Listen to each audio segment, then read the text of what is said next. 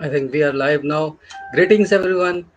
My name is Burair Ali Hussain, and we are now again live with an amazing personality. And we are now running a 16th episode of Brainstorming with Burair. Brainstorming with Burair is a platform where I invite people from all around the world who have done some great things. So today's guest, he's an amazing person. He runs live events. He deals with energy, and we let him know about in through his words. So I invite Mr. Nick Haines. Oh, thank you so Hello. much. Hello, thank you so much. And that was a lovely introduction. And I do love your graphics. They're really good, very clever. Thank you. I just like these things because of the COVID. I learned all those things, so I like to do some of the things. So, Yeah. Nick, how have you started? What's your life journey? What has made you so amazing? Can you tell me about that? Yes. Um, that's a really good question. I think one of the things that made me who I am is when I was 5 years old, my mother was really ill, and we were moved into different families. So I was moved out of the family home, and every 3 months I had to move to a different family. So I kept moving around. And I think what happens when you're put under stress is you become very hyper vigilant. You start looking at everything. You trying to work out how everything works, how people respond. You get really observant, and you can also get very anxious. So by the time I was a teenager, I had become very anxious and frightened and panics and worried about everything and what would go wrong. And then in 1980, I got a job in America to an acupuncture college, and I had to do some studying there. And as soon as I started studying the five energies, which is a way to understand the world, it was like, if you've seen the film The Matrix, where they can see the code. It was like that. I saw the Matrix. I could see the code. I could understand politics and economics and relationships. It was like my brain changed, and that was what 40 years ago. And my anxiety disappeared. I became very calm, and I just have a picture and model to see how the world works. So 2019, one of the things I was talking about was that we would have in 2020 enormous amounts of isolation and loneliness. There would be loss, there would be disconnection. Had no idea how it would happen. I didn't guess COVID, but through the energies, you can understand what's likely to happen and also understand your reaction to it. So from when I was 20 through to now 62, I've never worked for anyone else. I've always worked for myself. I've always coached people, worked with people with the energies, helped companies, organizations, hospitals, businesses, just to understand themselves and also to understand the economics and what's likely to be happening as well. So it's all I've ever done. And So, yeah, yeah, that's amazing. I mean, you can read other energies, and first you have a little bit of, I can say, prophecy, or I mean, you can see the future. So, how did you, I mean, elaborate it in words? I mean, how you feel the energy, or just you interact with someone, or just how did it's like? that's a really good question. I would like to say it's that mysterious and it's that, but all it is really is that the ancient Chinese, and they're not the same as the modern Chinese. They have a very different, but the ancient Chinese, for 5,000 years, they observed how the world worked, and they saw patterns that kept repeating, and they recorded them down, and they saw patterns and they recorded them down until about just over 2,000 years ago. They had a really clear understanding of economics and politics and personal development, business. And then in a 15-year period of time, all that information was lost. It was all lost. And the only thing that was left was some understanding in medicine, which is where I got it from. So the 5 energies are really, they're just a map. They're a way to understand complexity and to understand how things are. So it isn't what I feel. I just look at the energies and I say, this year is going to be this energy. It's going to have this quality. This person has this energy. They're going to have these qualities, etc. So it's a book. It's like being able to read a book. And I can just read the book and I can say, okay, this is what it means. Yeah. Okay, so I mean, I can relate to that because I have interviewed someone who is from America, and he was learning Tai Chi. So Yeah. he also told us that there is something Shaolin and Tai Chi, and there is something relation to the energy as well. And Yeah. yeah, and the pyramids, great pyramids of I mean Egypt, they also have some relation to energy. So, Yes. I mean, in very easy words, how can someone balance his or her energy? I mean, if someone, I mean, no one has contacted you, but before you're connecting to you, uh, what what are the precautions they have to take to balance their energy? Mm. They I think if we go backwards a bit, it's so what we have is we have 5 energies within us, and we have some that are more dominant, some that are stronger. And depending upon what your energy is, decides what you need to do to keep it in balance. So, for example, I have a lot of wood energy, and wood energy, I have a lot of wood and earth energy, and wood energy has a problem when it gets stuck. So for me to keep my energy and myself balanced, I have to keep moving. I have to keep moving my body. I have to keep moving my mind. Um, I have to just keep interested and curious. And if I do that, then my wood energy keeps flowing. I have ideas and I feel well. My earth energy requires me to eat well. If I don't eat well, my brain goes very unclear. So I have to move my mind and body, and I have to eat well, and that's what keeps me in balance. I don't need much sleep. I sleep for 5 hours a night, and I feel fine. Whereas another energy, they would need to sleep to stay in balance, and another energy would need to have good breath and good lungs.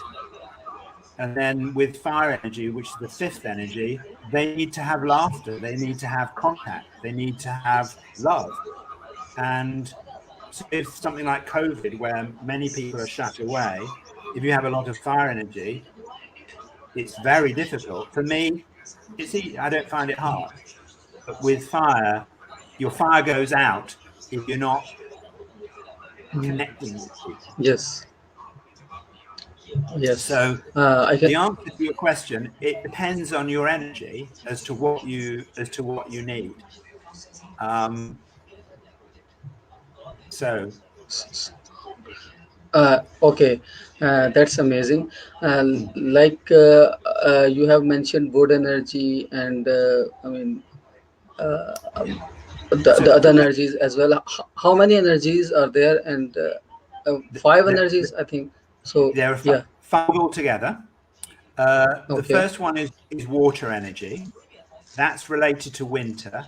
And if you have a lot of water energy, your big question is, Are we safe? Is it safe? How are things going to work out? So they may well be thinking about the risk. They also have a lot of authority. And you'll often see, as with you, very strong jaw. Their jaw will be strong and they'll have an authority. So that's water energy. They need to sleep. They need to have plenty of rest and sleep. They don't always.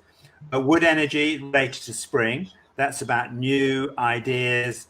Their big question is, am I free? Are we free? And they need to constantly keep moving with ideas and imagination, new things. Don't always finish new things.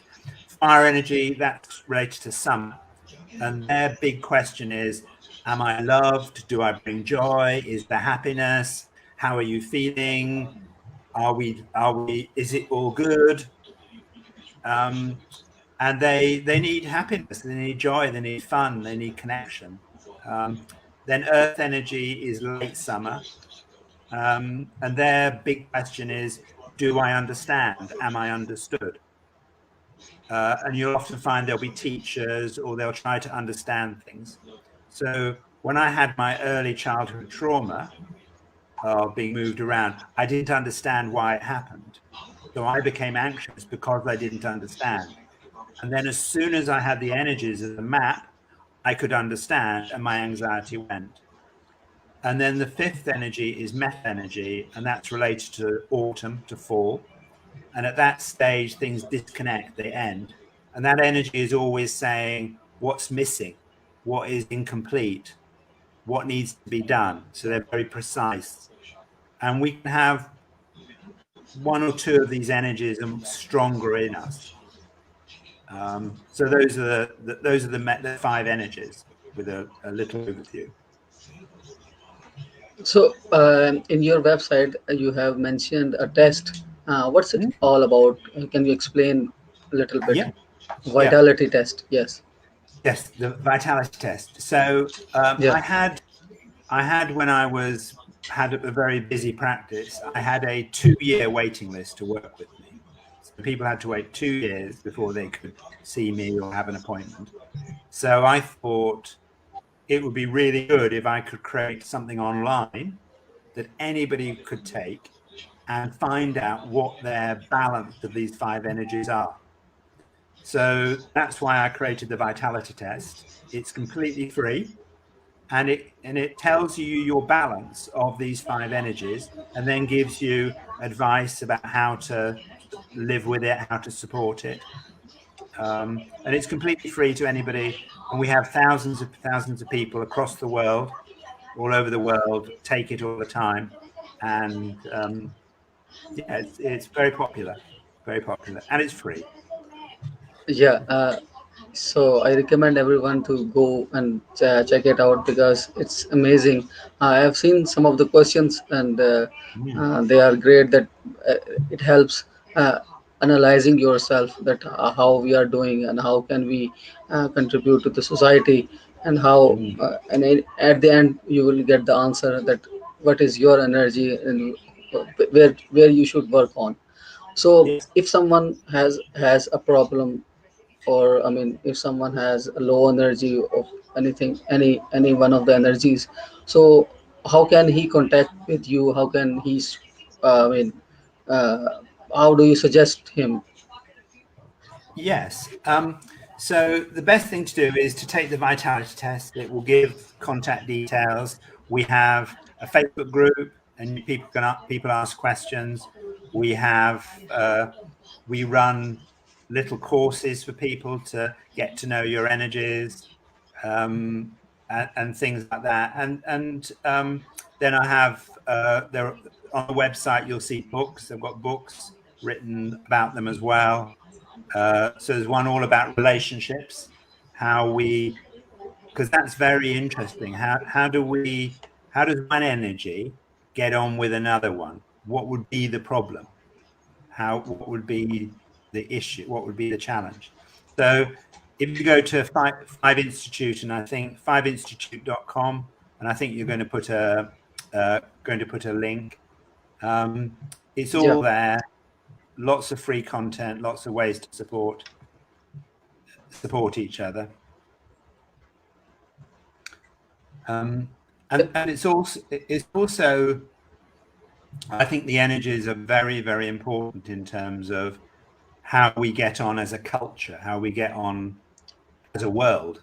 How do we get on between different cultures and different countries? And because countries have energies as well, and they can sometimes not get on because they have an energy that they don't understand each other.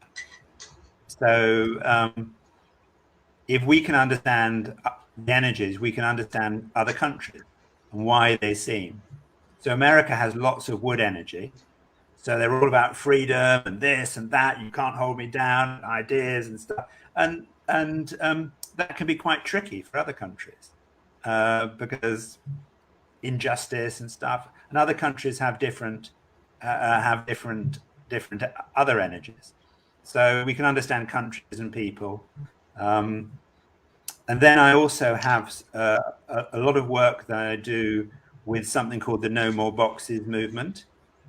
And that's really designed that we don't put each individual in a box and you say, okay, these people from this country, they are like that. So a country can have an energy as a whole, but that doesn't mean each person in the country is the same. So the No More Boxes movement has some really good stuff on how do we live together as well. So that's one of the things I'm really interested in doing. So the 5 Institute is internal and external cultures. How do we live together, and how do you live with yourself? How do you live with yourself, and how do we live together? That's what I'm really interested in. Yes, that's great. So I'm thinking about that in subcontinent there is a concept that relates to chakras, and I have read some of the books, and some call it meridian points, some call it Yes. chakras. So how do you explain it, and how do you relate it with your, I mean, vitality test on energies? What's the difference in that? Oh, you ask such good questions. I love these. I love these questions. Thank So basically, we're all energy, and we've had different cultures have found ways to describe where the energies build up and sit. And we just have different cultures and they just have different languages really to describe very much the same thing. So if you look at them, there is a big overlap between the different energy centers.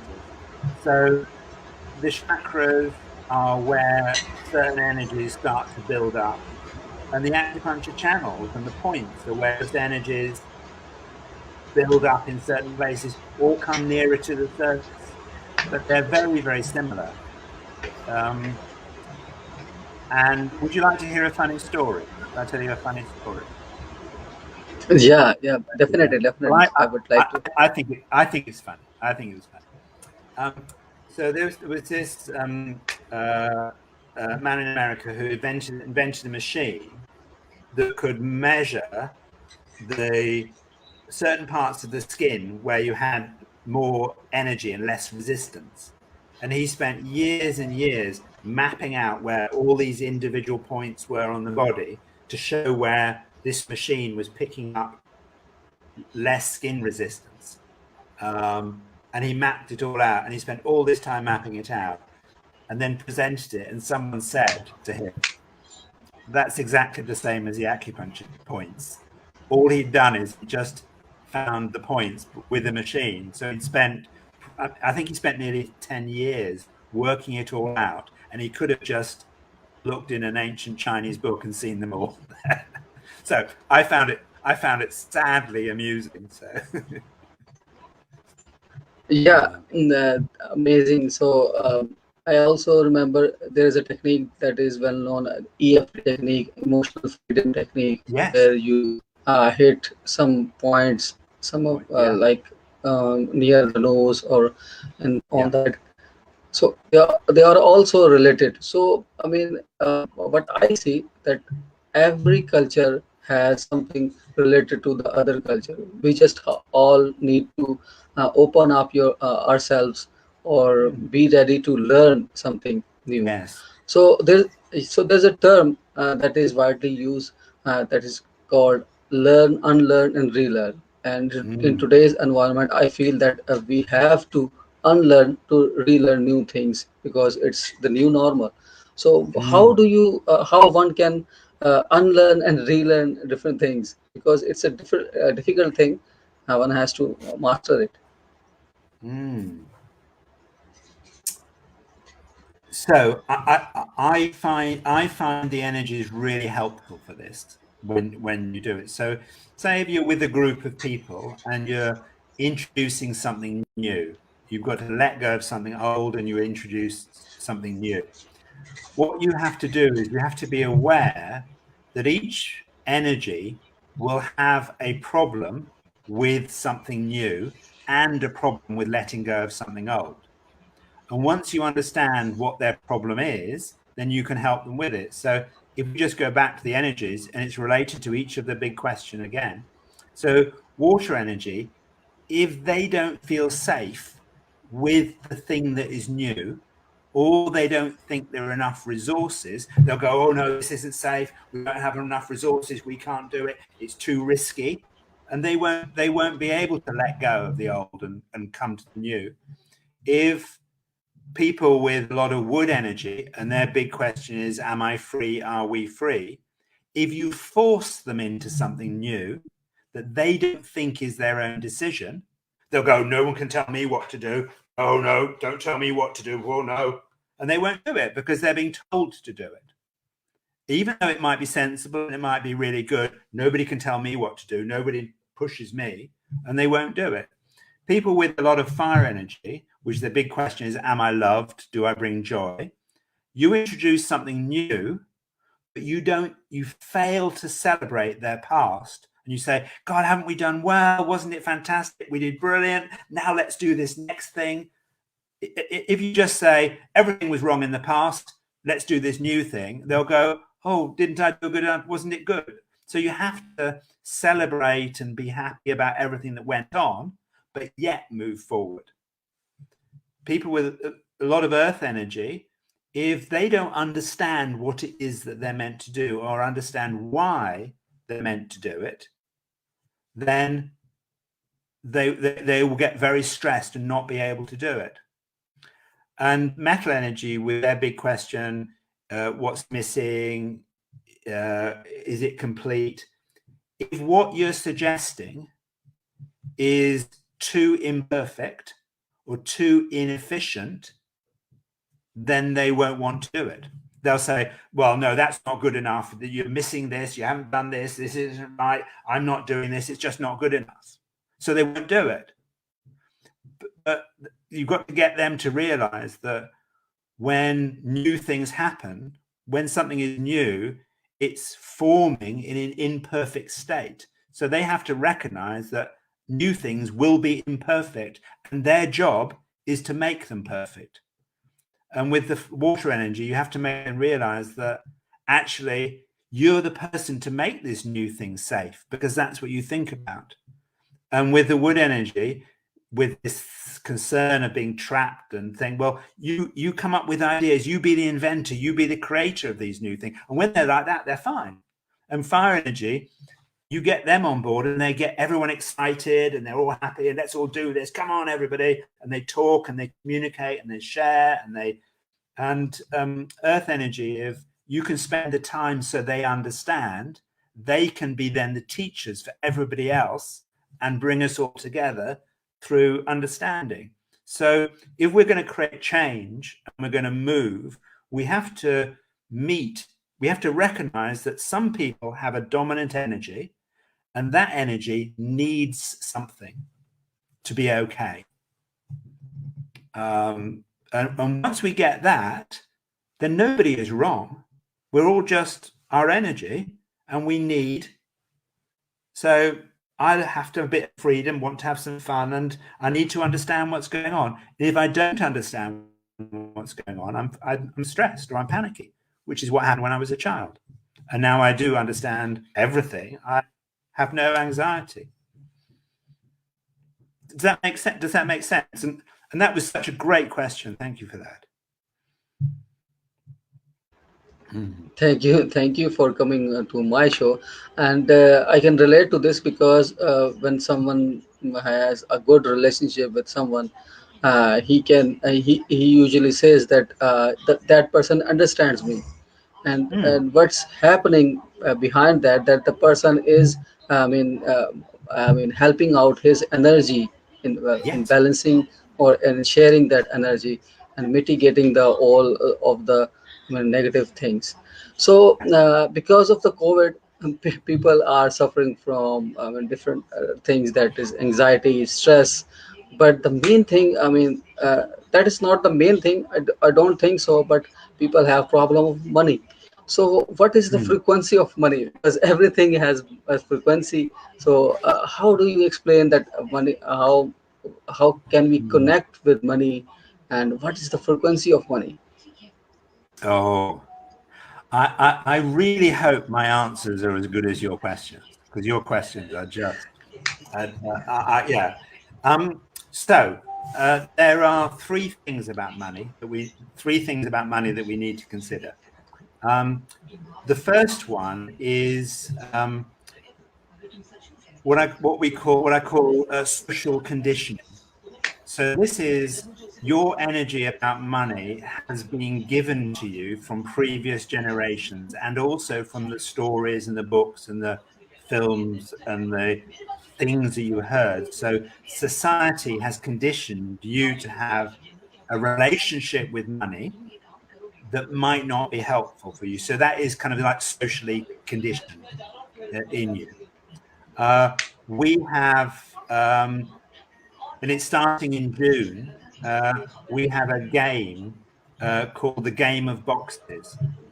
And if you go to my website, you can see it. And the Game of Boxes is designed to change your social conditioning around money, to give you your proper relationship with money. Okay.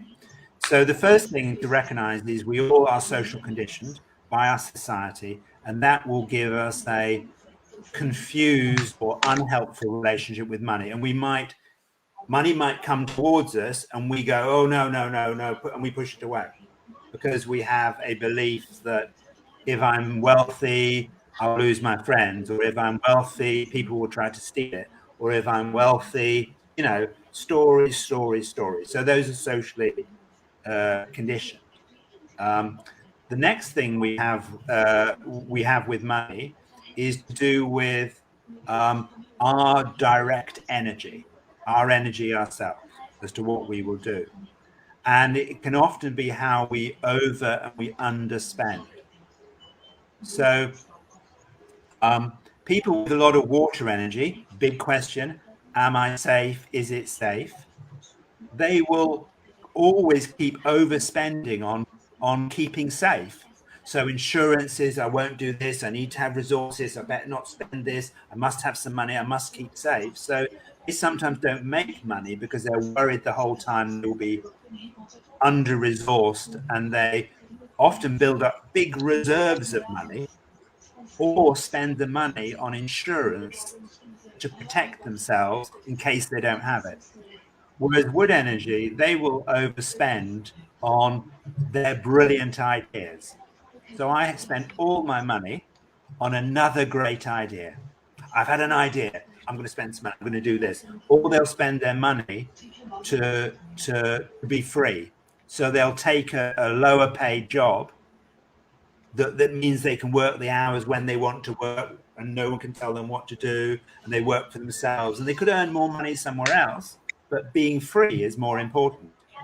People with a lot of fire energy, big question, am I loved? Do I bring joy? They might spend all their money on making themselves happy or making other people happy, and they are very much in the moment. So they won't think about the long term.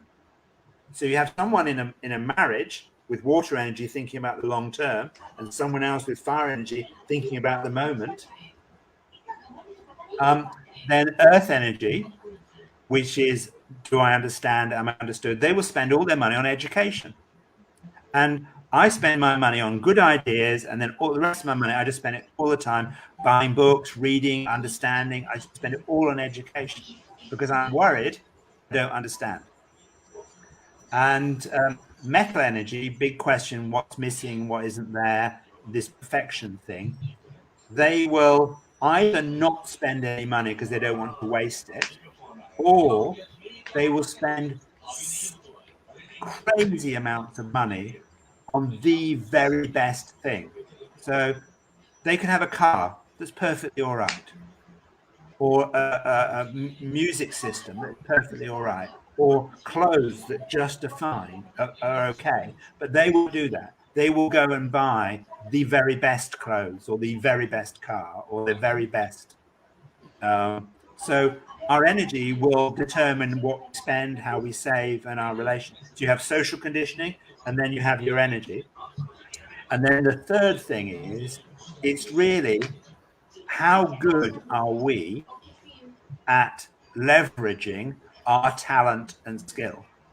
How good are we at whatever it is that we do?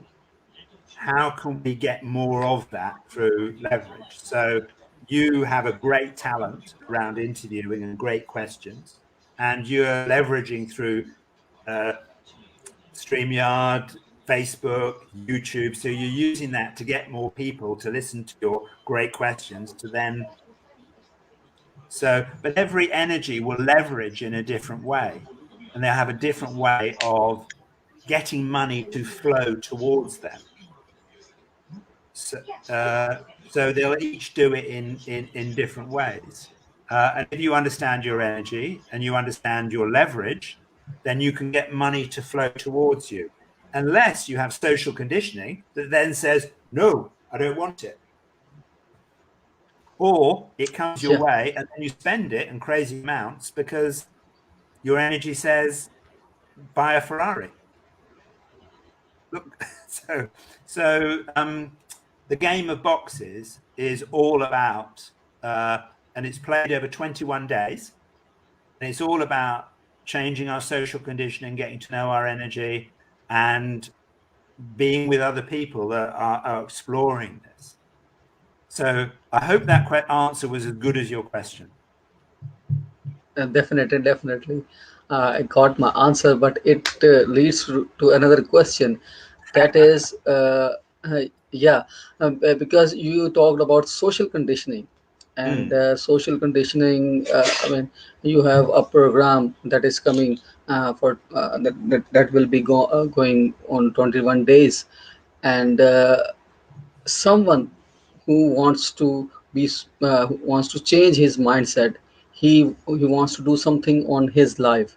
But what if he doesn't have a good environment, doesn't have a good circle of friends, doesn't have a good family, who is not, I mean, he has gone through your program, social conditioning, you have told them that you should do this thing to change your mindset. But what if he's getting all those negative thoughts, negative information, negative things from his environment, from the people around him? How can he avoid that thing? mm. So because it's difficult, very difficult. Very, very difficult. Another absolutely great question. So, with the game of boxes, we have had some people that they're now playing this for the third time because their social conditioning is very heavy and they need to, so playing. Yeah. And they've also met people on there that are similar people to them. So, they're meeting a group that have a similar mind and mindset. And, Okay. and we were talking about this as a group the other day. And what you have to recognize is that different areas of our life give us different things. So um, I have a very happy marriage, and I absolutely love my wife, and we have a very happy marriage, and we have children, and we have everything. Uh, I never have a conversation with her about energy because that isn't where I have those conversations. I have those conversations with other people. And in the same way, don't talk about my family in those other groups because I talk about those. So, and some people have relationships where everything is together.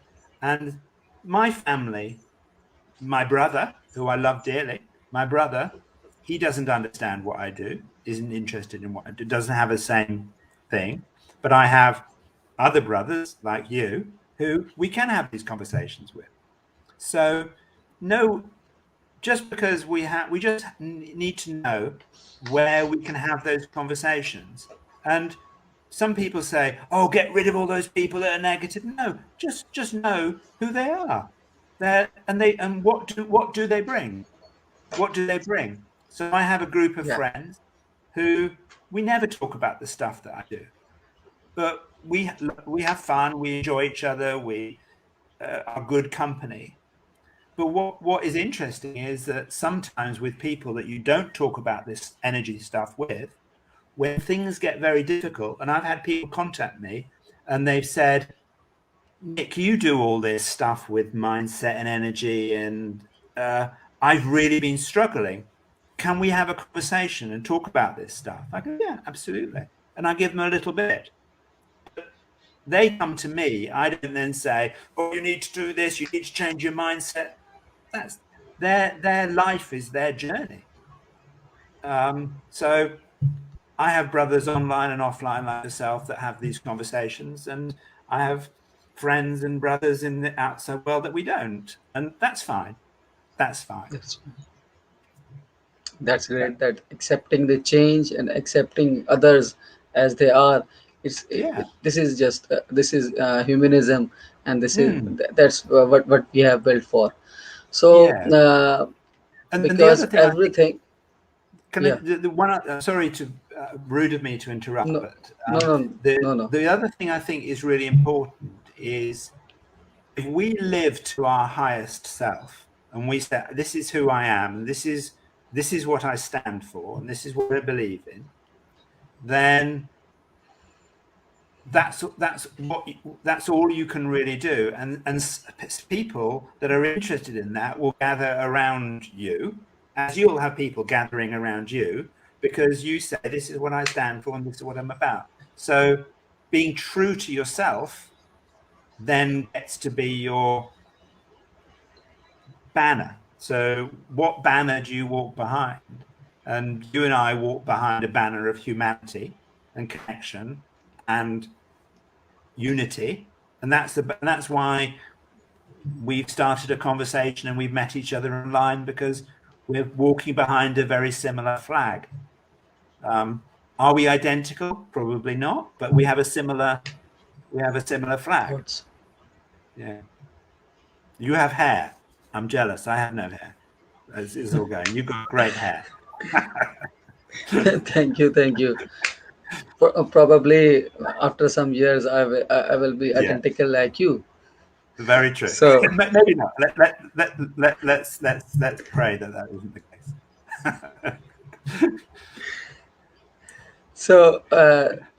I mean, this all things is related to meditation, what I believe, because you cannot imagine a great world with open eyes. You cannot visualize with open eyes. You have to close your eyes to see Mm, what others cannot see. You have to close your eyes to see the bigger picture. So mm, this all thing, I believe, that is related to meditation, one way or the other. So what do you recommend, how if someone wants to start a meditation, because people will see this after that, because it will be recorded, it will be provided on different platforms. So how one can start meditation as a beginner? mm. Great question. Great question again. Okay, the first thing is to recognize that often the people that are teaching meditations have a certain energy that will allow them to be A, interested in it, and B, perhaps find it easier. So the first thing is if you struggle with meditation because your mind jumps around and you have 1,001 ideas, and you're learning from someone that has lots of kind of earth energy or water, and can be really grounded, and you're like this, you're not going to be a grounded earth meditator. You're going to be someone that sees pictures. So the first thing is recognizing we all meditate in different ways. I think personally the easiest way to start with the meditation is the same as most cultures will have done, and that's using the breath, just using the breath. Some people, it works very well with a mantra, repeating a word, but I think just starting out doing something very simple with breath to start to let go of more than you're taking in. That's ultimately the meditation is about letting go. So there's a very, very simple one that you can use the breath. So you can use something very simple like to start, before you even start to think about meditating, you bring your energy down and you start to let go. And that one is very simple, that you just breathe in for, say, 3. You go, breathe in, 1, 2, 3. And then as you breathe out for a much longer number. So you then go 1, 2, 3, 4, 5, 6, 7, 8. And that then you breathe in for 3, and then you breathe out for a much, much longer number. And that just starts to tell your energy that you're actually letting go of more than you're taking in. You're starting to let go. Because one of the difficulties we have with meditation to try and see and have visions is we're just too full. We're just too full of all the stuff the earth has given us, and we've got. So I think, and we can't meditate because we're too full. So I often say to people, just start out practicing emptying out, clearing the breath. So you go in for 3, then out for 1, 2, 3, 4, 5, 6, 7, 8, 9, 10, 11, 12, 13, 14. You just get empty. And as soon as you start to get empty, you can have stuff can start to form, or you can bring peace. That's Yes. and if you look at many faiths and many prayers and religion and things we do as part of our faith, they're often designed to allow us to empty ourselves out to our God, to our faith, just to allow us to give them the stuff, and we empty out. And then when we empty out, we can then have peace coming in. So my first thing to say to people, just if you're struggling to meditate, or just empty a bit. And then when you've emptied, there is space. And what will come into that space will be the divine, the light, it will come in because there is space, but we get too full to do that. Yes. Is it helpful? Yes, it's very helpful because in we Muslims pray in a specific way, and one of the questions that I mean, a person who's who start prayer, he always asks that when I go to prayer, I have different kinds of thoughts, and how can I remove that thoughts? And they ask, this is a very common question that a Muslim asks to their religious scholars, and it's a great answer that you have given, that how can you let go through breathing, that breathe in very slowly and breathe out very deeply. So it's an amazing thing. Yeah, so I can relate to that. Yes. There is another thing that's really important around this, and I think that example of when people start to pray, and then you realize, and I think that's a thank you for sharing that. The other thing that I think is really, really important within this is people often say, I have unwanted thoughts. Okay. And I don't think they're unwanted thoughts. What I think they are is unwanted answers. Okay. And what I mean by that is that if we ask a question, our unconscious mind has to answer that question. It has to answer it. It might not answer it straight away, and it also doesn't care what the answer makes you feel like. So if I was to ask the question, oh, what's wrong with me? What's wrong with me? My unconscious mind will give me the answer and will tell me what's wrong with me. That might be an unwanted thought, hearing what's wrong with me, but I don't think it's an unwanted thought. I think it's an unwanted answer. So sometimes when we come to pray or we come to meditate, just the same as we're trying to remember something, and then we get in the shower or we relax, and suddenly it comes to us. Oh, yes, that's the name of the person. That's the name of the book. Oh, got it. Because all we've done is created a bit of space, and the answers come from our unconscious. So sometimes we're asking these unhelpful questions all day long, unhelpful questions. And then when we come to pray or we come to meditate or we come to be still, our unconscious goes, oh, here are all the answers to those questions you wanted about why you're so useless, why you haven't done this, why nobody likes you, whatever it might be. They're all coming, and you're going, oh, I've got these unwanted thoughts. No, you haven't. You've got unwanted answers. You just... So one of the things that we do at the Five Institute is we do work around there isn't unwanted thought. We do work around the nature of the questions you ask in order to have answers that are helpful. To have... So if you were to ask the question in a difficult situation, why can I handle this? Then your unconscious mind will tell you why you can handle it. And I think that's actually quite a useful thought. Or you say, oh, what's wrong with me? Why can't I handle it? And it tells you why you can't handle it.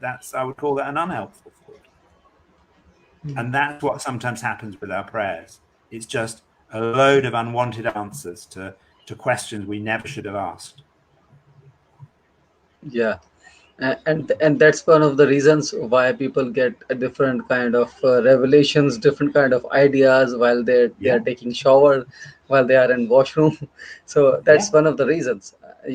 Because mind have less clutter, mind have less noise. So the mind is giving subconscious is giving new ideas, new thoughts related to their questions. So I can relate to your answer. It's very good. Thank you for giving an amazing. So you talked about your books. How about your books? What are their title? How you write and what are their audience? Yes. So we have got this book here called "The Story of Boxes: The Good, the Bad, and the Ugly," and this is all about how we put each other and ourselves in boxes. So that's a really good book. Then we have... So is it on Amazon as well? It's all on Amazon. And then we have The Art of Kind and Flowing Relationships. It's all on Amazon. That's and great. Also, if you go to my website, they're all there. So this is all about how we put people in boxes. And this is all about how we can have relationships that are kind and flow. Yeah. Everyone in the world needs to read this book. Definitely. I believe. Yes. Yes, everyone has to read this because relationship. We all are humans, and why we all called social animals because we have to interact with people around us. Whether we are interacting with our spouses or we are interacting with our family or friends or even interacting with animals. So we have to learn these all kind of relationships, these all facets of life. That's amazing. So thank you for writing, and I'll definitely check it out, and I'll definitely recommend it to others. So thank you for coming. It's a great honor to have you on my show, and we did a great chat. So in the end, what would you suggest to the people who are listening and who will listen after that? In terms of what do I suggest? In terms of what they should do next? In terms of how they can interact, how they should interact with people, how they can benefit from their life, how they Mm, can get the most from their life? okay. I think there's one really simple thing, and that is there is this saying in different cultures, and the saying is treat others the way that you want to be treated. Do you know that one? Treat others the way that you want to Yes, be treated. the way you Uh, treat it. Yes. I think that's a terrible suggestion. It's a Okay. very bad suggestion to do that. You should treat others the way that they want to be treated, They not the want. way that you want to be treated. So that would be my suggestion. Just treat others the way that they want to be treated, and be open and be flexible. And we will, as a world, we will get through this journey together. But we will only get through this journey together. And we will only get through this journey if we're open and we're flexible and we treat others the way that they want to be treated, with respect and kindness. And yeah, and then the final thing is be kind to yourself. We are very good at being kind to other people, but we're not as good. Many of us are not as good at being kind to ourselves. So be kind to yourself and treat others the way that they want to be treated, and be open. And we'll get through this together. We'll get through this together.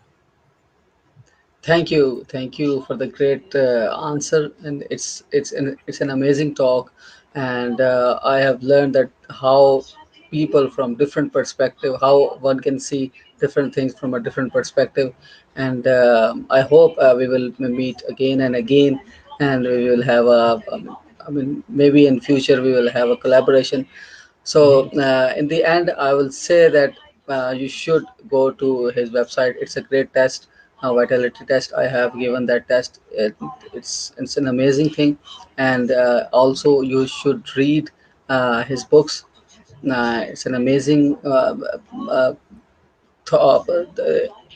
different thoughts have been written in simpler words, so you can go and check it out on Amazon or his website.